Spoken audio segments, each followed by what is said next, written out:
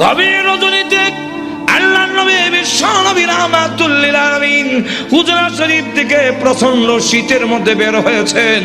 এমনি তাকায়া দেখে একজন বাঁকা হয়ে দাঁড়াইছে, সোজা হয়ে দাঁড়াতে পারে না, কাপড় এইভাবে ধরে রেখেছে।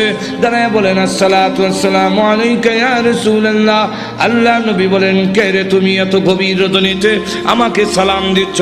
আল্লাহর নবী যেই মাত্র জিজ্ঞাসা করলেন, উনি ডাকতে, হুজুর আপনি কি আমাকে চিনতে পারেন নাই? আমি আব্দুল্লাহ। আল্লাহর নবী বলেন, কোন আব্দুল্লাহ? ওগো নবীজি, কিছুদিন আগে ইসলাম ধর্ম গ্রহণ করেছি, আমার নাম ছিল আব্দুল উজ্জা, আমি আপনার নামটা পরিবর্তন করে আব্দুল্লাহ রেখেছেন, আমি সেই আব্দুল্লাহ। বলেন, আমার আব্দুল্লাহ তো ধনী বাপ চাচা, তার বাপ চাচা ধনী ব্যবসায়ী ছেলে, সকাল বিকাল কাপড় পরিবর্তন করে আসতো।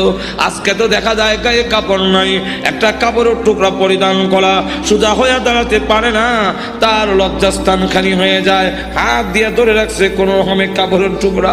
আল্লাহর নবী বলেন,